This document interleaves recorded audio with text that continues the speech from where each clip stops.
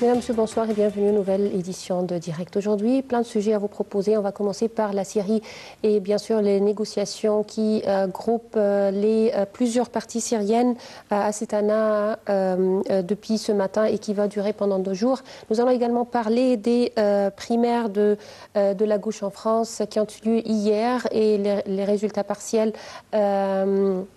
qui ont été déclarés hier.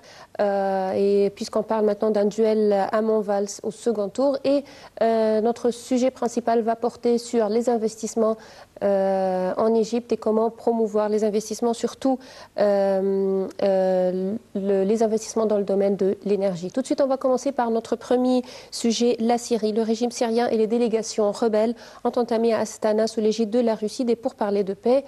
Ils doivent théoriquement précéder un règlement plus politique en février à Genève. Tout de suite, nous allons voir plus de détails concernant les négociations qui ont commencé ce matin et puis on revient pour plus d'explications.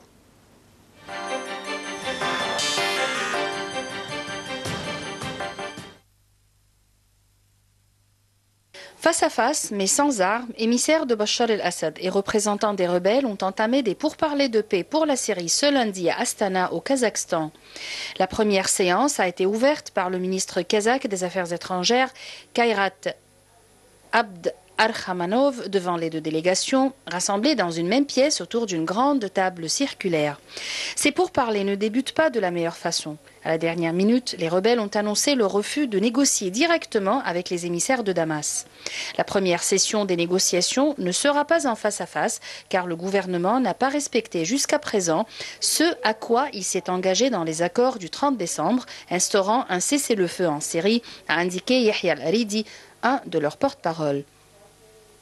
Les rebelles reprochent notamment aux forces gouvernementales de poursuivre les combats près de Wadi Barada, zone clé pour l'approvisionnement en eau de la capitale syrienne Damas. Des combats s'y sont déroulés dans la nuit d'hier, ainsi que dans la région de Damas et dans la province de Homs, selon l'Observateur syrien des droits de l'homme. Les groupes rebelles appuyés par la Turquie, ainsi que le régime soutenu par la Russie et l'Iran, ont tous deux assuré que les discussions à Astana seraient avant tout centrées sur le renforcement de la trêve entrée en vigueur le 30 décembre et qui a abouti à une réduction des violences malgré des violations régulières. Les négociations d'Astana doivent poser les bases d'un règlement à même d'être approfondi lors de prochaines discussions de paix sous l'égide de l'ONU à Genève le 8 février. Bachar Ja'afari, qui mène la délégation du régime, composée de 10 émissaires, a indiqué que les pourparlers devaient également servir à distancier les rebelles considérés comme modérés des djihadistes de l'organisation de Daesh et du front Fatah el-Shem, selon l'agence officielle syrienne Sana.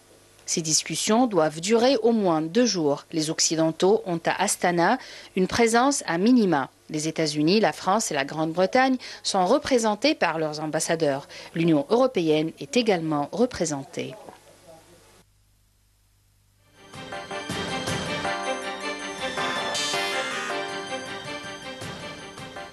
Alors, mesdames, messieurs, actuellement, nous avons avec nous en ligne Dr Cherif Demirdesh qui va nous parler plus en détail de la situation en Syrie, des pourparlers.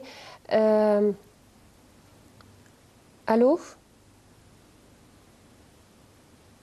Alors, apparemment, on a quelques problèmes techniques. On va essayer d'avoir plus tard Dr El Demirdesh. Tout de suite, on va passer à notre deuxième sujet pour ce soir. On va parler de la France et de la primaire de la gauche en France. Benoît Hamon affrontera Manuel Valls au second tour des primaires de la gauche en France dimanche 29 janvier, selon des résultats encore partiels au scrutin du premier tour qui s'est déroulé hier. Le nombre de votants au premier tour de la primaire socialiste élargie se situe entre 1,5 et 2 millions, sans doute plus proche de 2 millions selon le président de la haute autorité de la primaire. Tout de suite, nous allons voir plus de détails concernant la primaire d'hier en France dans ce commentaire de Yara Choucha.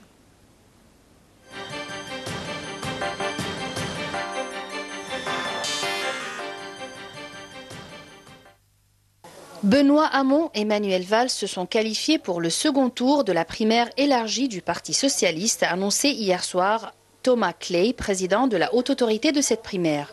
À 49 ans, le député de Trappes est arrivé en tête du premier tour avec 36% devant l'ancien Premier ministre 54 ans avec 31% selon des résultats encore partiels, a déclaré M. Clay depuis le siège du Parti socialiste à Paris. Dans son discours, Benoît Hamon a appelé à amplifier la mobilisation. En me plaçant en tête, vous avez adressé un message clair d'espoir et de renouveau, le désir d'écrire une nouvelle page de l'histoire de la gauche et de la France. De son côté, Manuel Valls a estimé qu'il représentait une victoire possible pour le second tour et Benoît Hamon une défaite assurée à la présidentielle. Il a défendu la gauche responsable face aux promesses irréalisables de Hamon.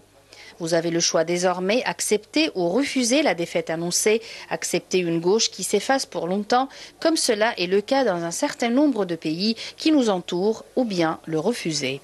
Les désaccords entre les deux hommes ont constitué le cœur du deuxième des 3 débats télévisés, avec l'idée de la mutation et de la raréfaction du travail chez Benoît Hamon, apôtre d'un revenu universel, face à un Valls se présentant en défenseur de la valeur travail, qui compte en particulier défiscaliser à nouveau les heures supplémentaires.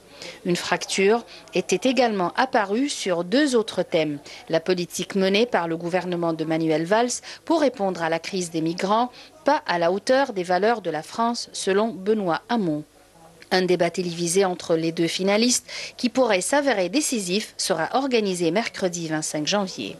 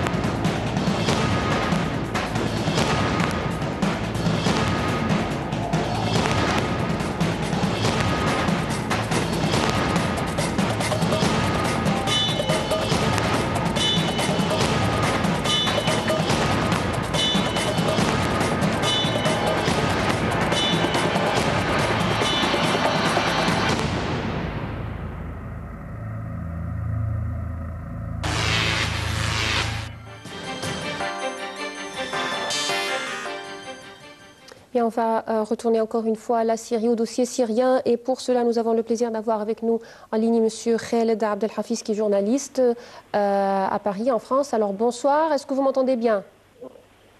Oui, un peu, en fait, la voix est basse.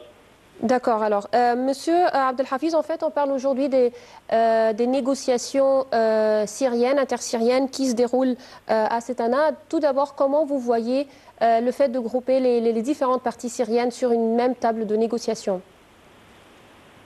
Est-ce que vous pouvez répéter la question, parce que j'entends mal. Mais en fait, on parle des négociations intersyriennes qui se déroulent depuis ce matin à Cetana. Comment vous voyez le fait de grouper les différentes parties syriennes sur une même table de négociation? Parce que les Syriens ont souhaité depuis longtemps que les discussions soient entre Syriens, que ce soit directement face à face, et sans intervention des parties étrangères, ce qui finalement a eu lieu dans cette ville-là, à Cetana. Une chose qui est réclamée depuis longtemps par tous les Syriens. Et je pense que cette fois, il y a des chances d'aboutir à quelque chose. Contrairement aux autres fois où il y avait des interférences, des ingérences de multiples parties étrangères. Oui, mais en fait, dès le début de ces négociations, on commence à voir déjà un désaccord. Il y a l'opposition qui refuse de se mettre sur la table des négociations avant qu'il y ait un vrai cessez-le-feu sur le terrain. Alors, comment vous voyez cette opposition? Comment vous voyez ce désaccord qui existe depuis le début de ces négociations? En fait, ce n'est pas le désaccord, en fait, c'est le sujet de la rencontre. Cette première rencontre, d'abord, c'est pour établir un cessez-le-feu. Ouais. Et c'est le sujet numéro 1 avant de commencer les discussions. Donc, il faut qu'elles se mettent d'accord pour pérenniser et rendre durable le cessez-le-feu. Ouais. Donc, ce n'est pas des différences, c'est le sujet de négociation. Alors, en fait, ces négociations se déroulent sous l'égide de la Russie. Est-ce que vous trouvez que la Russie pourra faire une pression sur les partis pour pouvoir arriver à un règlement? En fait, il y avait d'autres partis qui supervisaient l'opposition en quelque sorte. Il y avait la Turquie, l'Arabie Saoudite, les États-Unis, mais avec leur entêtement ne voulaient pas absolument de négociations entre les Syriens. Finalement, elles se retrouvent dénudées de toute puissance, pression sur les partis de l'opposition. Oui. Finalement, le seul parti qui joue dans le terrain syrien, c'est finalement les Russes. Oui. Alors, donc, elles ont le moyen de faire des pressions sur tout le monde. Oui. Donc, c'est possible que ce soit productif cette fois. Oui. Alors, selon un porte-parole des partis concernés par ces discussions, ces pourparlers devaient également servir à distancer ou à éloigner les groupes ou les rebelles considérés comme modérés des autres groupes terroristes. Est-ce que vous pouvez que cela peut arriver cette fois-ci, qu'on pourra avoir la vraie opposition avec le régime sans ces groupes terroristes qui sévissent dans le pays? Oui, et même maintenant, il y a parmi les personnes présentes de l'opposition, il y a des rebelles, si vous voulez, des gens qui étaient armés. Et ces gens-là, comme Mohamed Allouche qui préside carrément le groupe de l'opposition, donc et ils ont déclaré à maintes reprises de s'éloigner de Jabhat al-Nusra, qui est considéré par les Nations Unies comme un groupe terroriste. Donc, on commence à voir que ceci porte un sens réel finalement. Il y a une séparation entre les vrais rebelles syriens qui veulent des droits civiques et des droits politiques discutables en quelque sorte, et d'autres qui ne sont même pas syriens, qui viennent de partout par le monde et qui prétendent des moyens terroristes pour des finalités qui ne concernent même pas les Syriens. Oui. Alors, est-ce que vous pensez, M. Abdelhafiz, que le fait qu'on vient d'avoir un nouveau président il y a juste 2 jours, Donald Trump à la tête des États-Unis, bien sûr, pour sa politique complètement différente de l'ancien président, est-ce que vous trouvez qu'on aura aussi un changement en ce qui concerne le dossier syrien? Il a dit lui-même, quand on lui a posé des questions avant qu'il soit donc élu, et même après son élection, il a reconfirmé que ça, même le jour de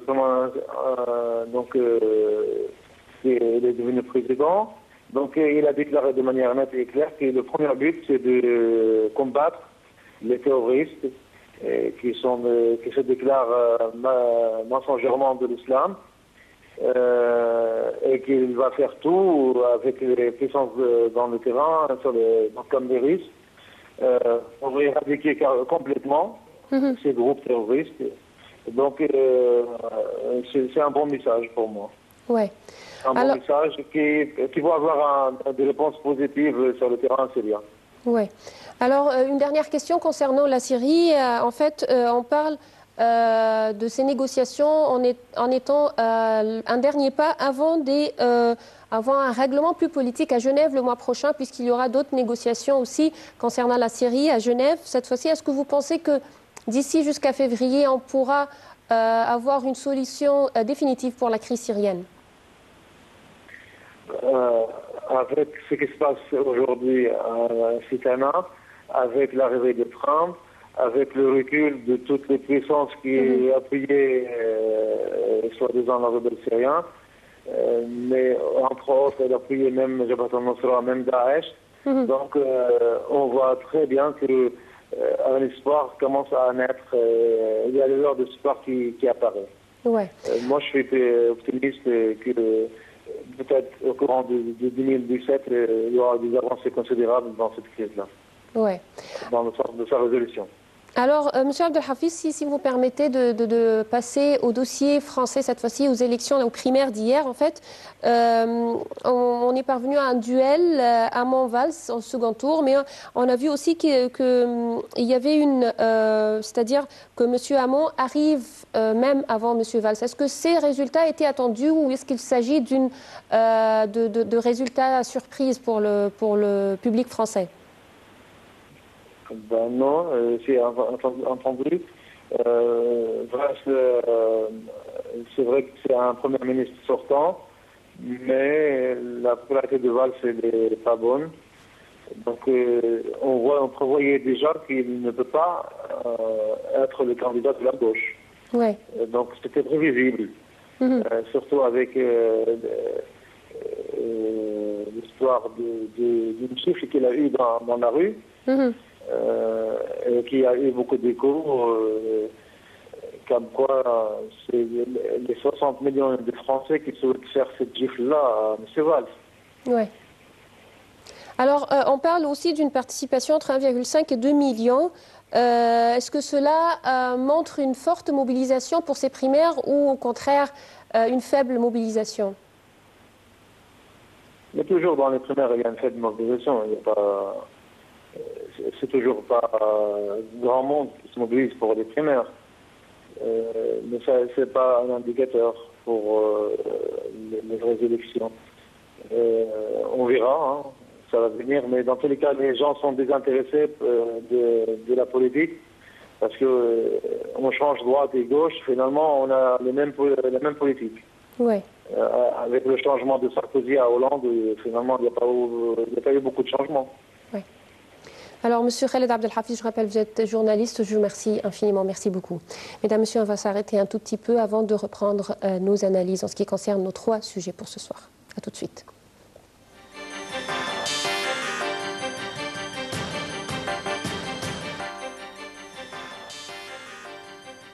Le président Abdel Fattah el-Sisi a jugé impératif d'œuvrer pour attirer les investissements étrangers dans le but de faire de l'Égypte un centre régional de l'énergie dans le cadre des objectifs du développement global et durable. Lors de sa réunion samedi avec le Premier ministre Cherif Ismail et le ministre du Pétrole et de la Richesse minière Tariq El-Molla, M. El-Sisi a mis l'accent sur l'importance de prendre en considération les éléments du fonctionnement sûr, de préserver l'environnement, de réduire les dépenses et de rationaliser l'énergie. El-Sisi a jugé nécessaire que le secteur du pétrole poursuit ses efforts pour satisfaire les besoins du marché local en produits de pétrole et promouvoir la capacité du réseau national de distribution des produits de pétrole. Lors de la réunion, M. El-Molla a passé en revue le plan de travail adopté par le ministère dans le cadre du programme du gouvernement qui vise à augmenter la production du pétrole et du gaz, a déclaré le porte-parole de la présidence Ala Youssef. La production commencera durant l'année en cours dans les gisements du nord d'Alexandrie, de Zohr et d'Atoul, avec des investissements de 31 milliards de dollars, selon le ministre. Le plan de travail du ministère vise également à développer le secteur du raffinage et des produits pétrochimiques. Par ailleurs, le ministre du Pétrole a mis l'accent sur l'importance de poursuivre les efforts de développement des unités de production et des techniques utilisées pour hausser la production des projets pétrochimiques et ainsi répondre à la demande accrue dans ce domaine. Lors d'une réunion de l'Assemblée générale de la société égyptienne Holding de pétrochimie, le ministre a affirmé prendre en compte la mise en œuvre des objectifs du secteur pétrolier concernant le fonctionnement sûr et la rationalisation des dépenses et de la consommation d'énergie. Il a en outre indiqué l'importance de la poursuite du développement des unités de production et les techniques utilisées dans le processus de production afin d'augmenter la capacité productive des projets pétrochimiques.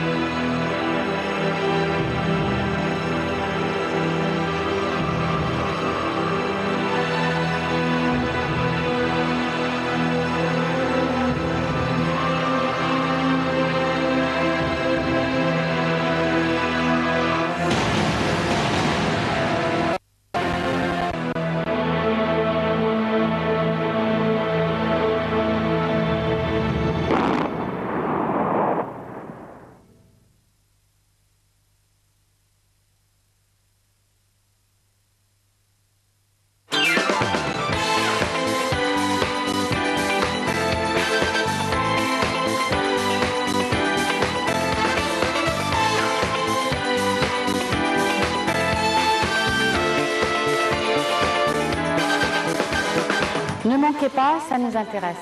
Ça nous intéresse tous les samedis à 18h30 et les dimanches à 11h30 sur Nigla International.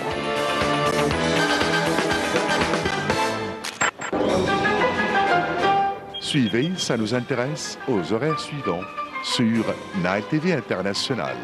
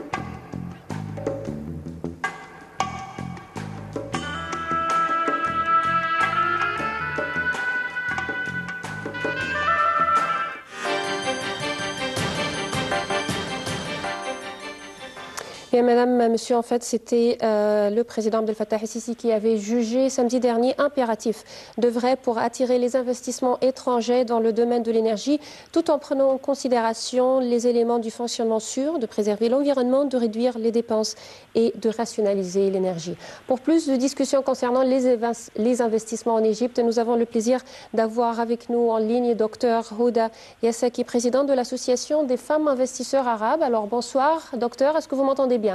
Oui, très bien. Alors, en fait, on a commencé par les investissements dans le domaine de l'énergie et l'importance accordée à ce domaine, surtout les déclarations de Monsieur le Président qui trouve qu'il faut vraiment attirer plus d'investissements dans ce domaine. Alors, comment vous voyez ces déclarations? La vérité, maintenant, c'est l'occasion ou jamais. Il faut savoir comment en tirer profit. C'est le moment ou jamais d'attirer les investisseurs à investir dans notre pays. Étant donné que maintenant leur monnaie a beaucoup de valeur, alors ils auront l'occasion de pouvoir avoir des grands avantages là où ils ne peuvent pas l'avoir, ils ne pouvaient pas l'avoir dans le précédent.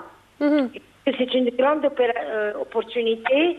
Il faut savoir nous aussi comment en profiter, les attirer à venir ici. Ensuite, pas seulement rentrer dans les projets qui ont relation de l'énergie, mais aussi dans beaucoup de projets industriels, là où l'industrie a besoin d'énergie. Oui. Alors, en fait, aujourd'hui, on aimerait parler des investissements en général. Vous êtes président de l'Association des femmes investisseurs. Alors, quels sont les domaines, selon vous, qui attirent actuellement en Égypte le plus d'investissements? La vérité, on n'est pas une association, une union. Ouais. C'est l'Union des femmes investisseurs arabes. D'accord. On travaille avec la Ligue, tous les auspices de la Ligue arabe. OK. On représente plus que 22 pays. Notre union, il y en a 17 pays là-dedans. Ouais. Là, on travaille beaucoup pour attirer ce genre d'investissement sur tous les niveaux, touristique et industriel. Ouais. Le tourisme, maintenant, tout du tourisme, il y a plus que 360 industries qui travaillent pour servir ce domaine. Parler de meubles, de peinture, de céramique, de produits détergents, de tout ce qui a rapport à l'industrie du tourisme. Vraiment, c'est une chance de travailler sur le tourisme avec l'investissement dans le tourisme. Et comment attirer ce genre d'investissement et attirer ces gens, c'est vraiment très important. Ouais. Parce que ça qui peut nous préserver, ou bien, comment dirais-je, nous donner la garantie d'avoir des intérêts qui continuent. Pas seulement comme on dit sustainable development, comme on dit en anglais, ouais. Les développements qui continuent. Qui développement durable, oui. Pour faire et finir. Et sûrement aussi sur les industries en général, étant donné que dans le Sud maintenant, on a beaucoup d'avantages. On a des terrains qui sont presque pas de valeur, alors pas d'argent, je veux dire, en contrepartie du terrain. Alors ça donne beaucoup d'avantages pour attirer les investisseurs qui sont intéressés d'investir dans l'industrie. Ouais. Et surtout dans le Sud, étant donné que par le Sud, on peut, si on va parler de Soheg par exemple, par Soheg, on peut faire partir nos produits à l'Arabie Saoudite et aux pays arabes d'une façon très facile par l'entremise de Baliana, et ensuite on va à Safega et de Safega à Saoudi, Ouais. à l'Arabie Saoudite. Alors ce qui fait que ça facilite beaucoup pour l'export et aussi pour pouvoir fournir toutes les demandes du Sud, toutes les demandes du Sud. Mhm.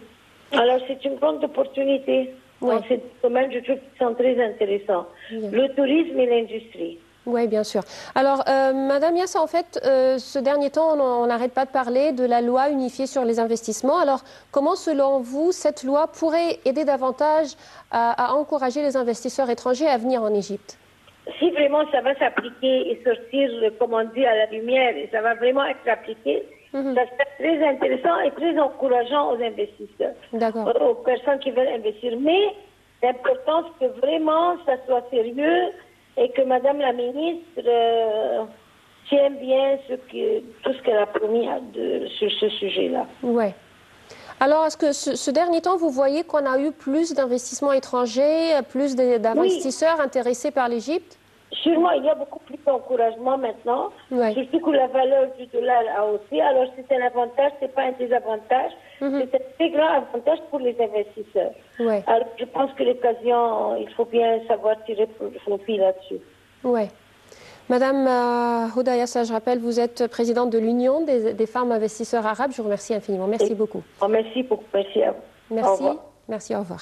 Mesdames, Messieurs, on va s'arrêter encore une fois un tout petit peu avant de reprendre les analyses.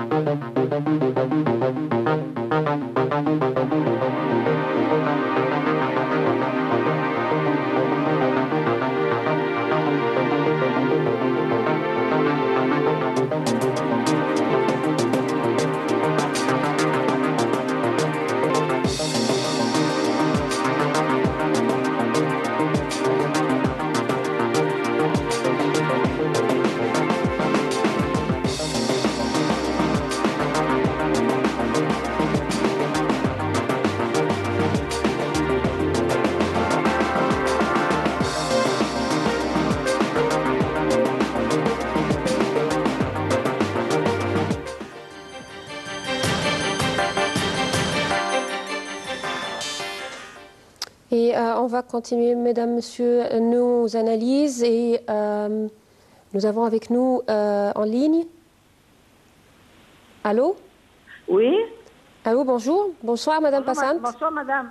Comment allez-vous? Alors, nous avons le plaisir d'avoir avec nous madame Passante Fahmi, qui est experte en économie, également membre du Parlement égyptien. Alors, madame Passante, on parle bien sûr des investissements étrangers en Égypte, comment encourager les investissements, et en premier lieu, la nouvelle loi des investissements. Alors, selon vous, quels sont les principaux traits de cette nouvelle loi? Allô? Oui, madame Passante. Oui, je vous écoute. Alors, on aimerait bien savoir quels sont les principaux traits concernant la nouvelle loi unifiée sur les investissements. La loi, jusqu'à présent, la loi n'a pas été présentée officiellement au Parlement. Oui. Mais en même temps, on est en train d'étudier la loi le plus que possible parce qu'on ne sait pas, peut-être ils vont la changer. Ça n'a pas été jusqu'à présent envoyé officiellement pour être rectifié par comment on appelle, je ne trouve pas le mot, mais il y a un pas qui doit être fait avant que le Parlement ne la revise. D'accord. Mais nous, au Parlement, et surtout dans la comité économique, on est en train de la loi il y a plusieurs semaines. Mais le problème, c'est qu'on doit étudier la loi avec autre loi, c'est-à-dire la loi du merger acquisition, ça c'est très important. Il y a aussi d'autres lois qui concernent l'emploi. Alors, on doit la réviser avec d'autres lois. Et toutes les autres lois ne sont pas faites jusqu'à présent. Ouais. Alors, ça va prendre quelques temps. Et ensuite, il y a aussi, comme on appelle, les executives, qu'on appelle, je m'excuse, je ne trouve pas le mot, mais je ne trouve pas le mot. Je vous entends pas très bien. Alors, vous dites que la loi attend encore d'être exécutée, vous voulez dire? Oui, oui. Alors, on doit attendre jusqu'à, premièrement, qu'elle soit totalement finie par le cabinet, et ensuite, nous avons besoin des executive regulations. D'accord. Doivent être présentées. Alors, c'est pas le moment de parler de la loi, parce que la loi demande beaucoup de travail. Et aussi, je répète, ça doit être révisé avec d'autres lois. Et jusqu'à présent, on n'a pas les autres lois. Ouais. Alors, selon vous, même si vous n'avez pas encore vu la loi ou n'a pas encore pu étudier cette loi au Parlement, mais selon vous, comment cette loi pourrait aider le domaine des investissements? Quand on a commencé à réviser la loi qui a été présentée, à mon avis, c'est un peu compliqué. Ouais. Et deuxièmement, ce qui est plus important que la loi, c'est l'environnement d'investissement. L'environnement jusqu'à présent n'est pas prêt, c'est-à-dire la politique fiscale, la politique monétaire. Il y a beaucoup de choses qui doivent être revisées et présentées aux investisseurs d'une façon assez claire. Mais jusqu'à présent, c'est pas clair, honnêtement. Alors là, on ne peut pas dire qu'on est prêt. C'est pour cela que quand vous voyez, il n'y a pas d'investissement jusqu'à présent. Oui, il y a des gens, il y a des investisseurs qui parlent que ça les intéresse, mais on n'a pas vu vraiment des projets concrets. Tout ce qui est fait jusqu'à présent, ce sont des projets avec des investisseurs égyptiens ou bien c'est l'armée, ce qui est un bon pas. Et l'armée travaille très bien sur comme on appelle, l'environnement, sur les routes, sur l'énergie, sur l'agriculture, sur la pisciculture. C'est-à-dire, on est en train et on essaye de préparer l'environnement pour éviter aussi une instabilité sociale. Parce que si on aura, pour n'importe quelle raison, une instabilité sociale, ça peut créer beaucoup de problèmes sur le niveau de l'investissement. Et ça, c'est une partie très importante en ce qui concerne l'environnement. Ouais. Alors oui, en Égypte, on est en train, les Égyptiens, l'armée, le secteur privé est en train de travailler sur ce côté pour assurer une stabilité sociale. Et à côté de la stabilité sociale, on a besoin d'investissements, d'autres larges projets, ce qui n'a pas commencé jusqu'à présent. Mais alors, selon vous, Madame Passante, pourquoi ces investisseurs étrangers ne sont pas venus en Égypte jusqu'à présent? Qu'est-ce qui manque pour qu'ils viennent? On n'a pas la loi.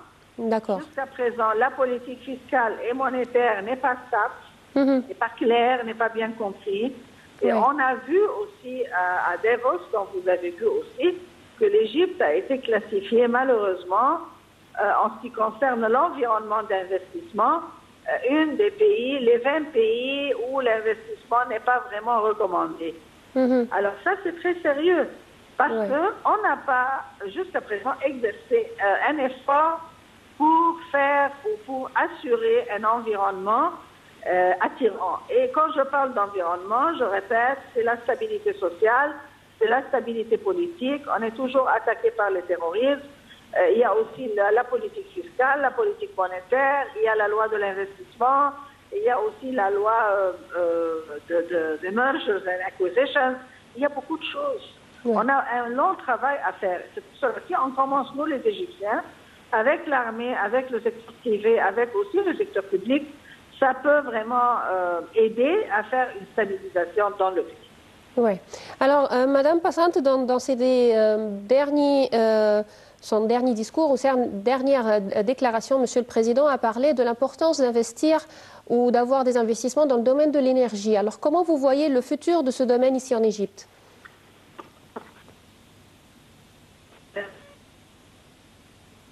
Madame Passante? Apparemment, on a eu quelques problèmes techniques. De toute façon, on vous remercie infiniment. Madame Passante Fahmi, membre du Parlement égyptien, également experte en économie. On va s'arrêter encore une fois, mesdames, messieurs, avant de reprendre nos analyses pour ce soir.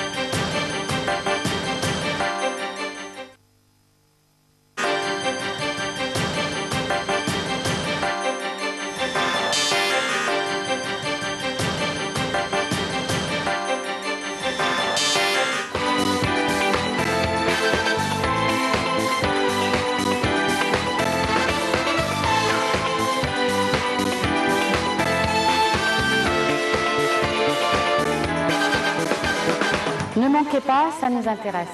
Ça nous intéresse tous les samedis à 18h30 et les dimanches à 11h30 sur Migla International.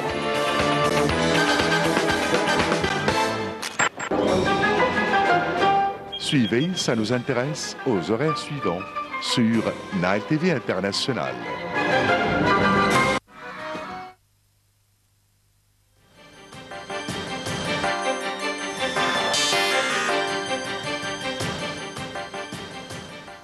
Et mesdames, messieurs, actuellement, nous avons le plaisir d'avoir avec nous madame Deborah Aros Deldan, qui est candidate pour les législatives 2017 en France et qui va essayer de nous parler un tout petit peu de la primaire d'hier. Alors, madame Aros, est-ce que vous m'entendez bien?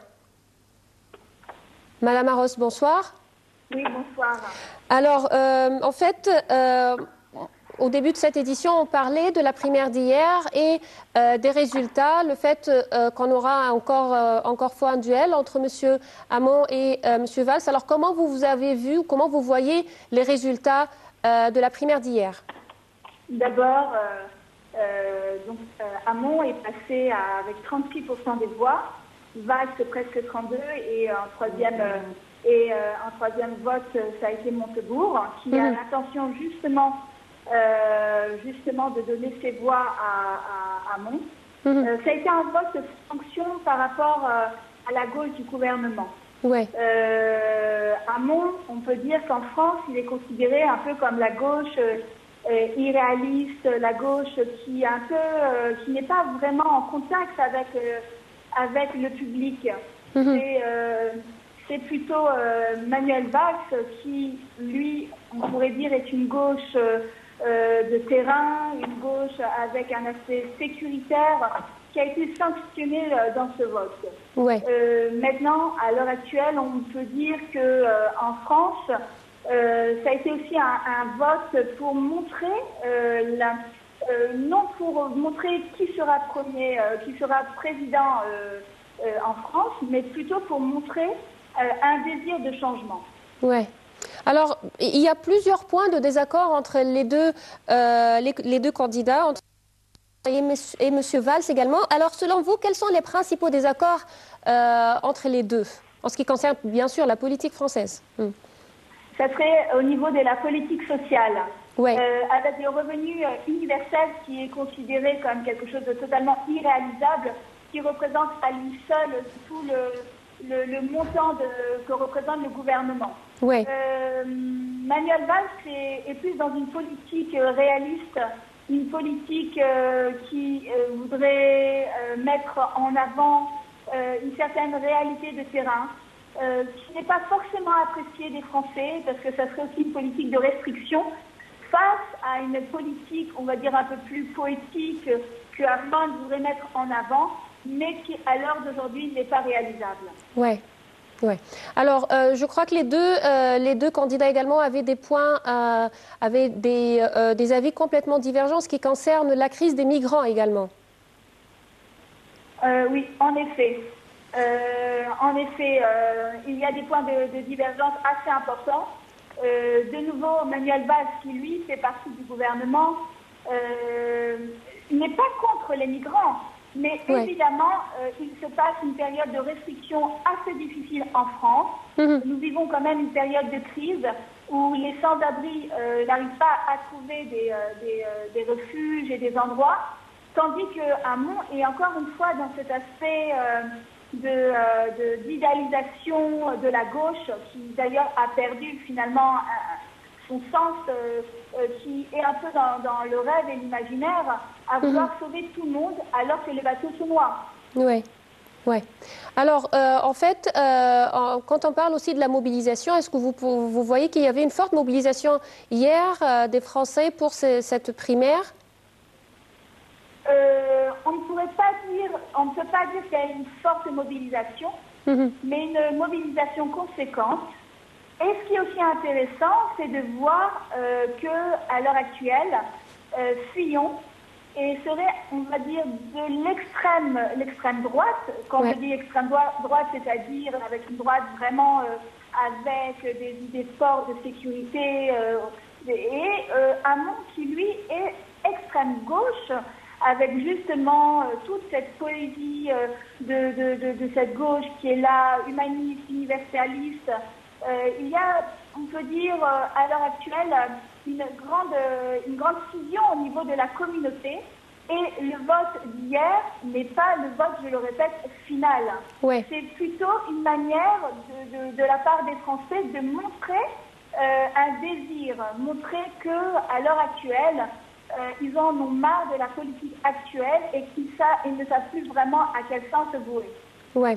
Alors, M. Valls, hier, après les résultats, il a dit que la victoire de Benoît Hamon, ce serait une défaite assurée à la présidentielle. Est-ce que vous êtes d'accord avec ces déclarations? Est-ce qu'il a raison? Personnellement, je pense que Manuel Valls est quelqu'un d'expérience. C'est quelqu'un qui est, on pourrait dire, un politicien, un ministre de terrain. Et qu'à Hamon, bien que ça fasse des années qu'il soit... donc dans la gauche et qu'il connaisse bien, on va dire, son travail, soit pour l'instant inexpérimenté. Et je pense qu'à l'heure actuelle, ce sera un échec. Que Hamon devienne le représentant de la gauche, des gauches plurielles, car il ne représente pas finalement, assez toutes les gauches qu'il y a en représentation. Ouais. Alors une dernière question aussi. Monsieur Valls a dit que le fait d'accepter ou refuser la défaite annoncée, c'est accepter une gauche qui s'efface pour longtemps. Est-ce que c'est vrai aussi qu'avec sa défaite, on va parler d'une défaite de la gauche en France?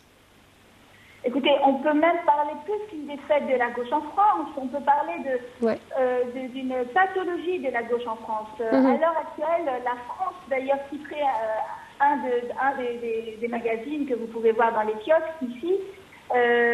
Pourquoi la France, la gauche est-elle malade? On en est arrivé à se poser des questions sur l'utilité de la gauche et qu'est-ce qu'elle représente d'un point de vue fondamental et philosophique. La gauche a perdu sa définition première. Donc oui, à l'heure actuelle, en France, la gauche, c'est presque certain que le président français ne sera pas de gauche. Ouais.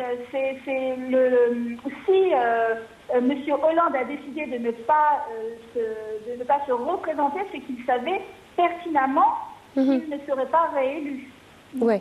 Il partira avec un taux d'impopularité, on peut dire, phénoménal. Donc oui, à l'heure actuelle, la gauche a perdu ses lettres de noblesse. Ouais. Je vous remercie infiniment, Madame Déborah Ross. Je rappelle, vous êtes candidate à la prochaine législative 2017 en France. Je vous remercie infiniment. Merci beaucoup. Bien, avec ces analyses, Mesdames, Messieurs, nous parvenons à la fin de cette édition de Direct. Rendez-vous demain, une nouvelle édition. Bonne soirée à tous. Au revoir.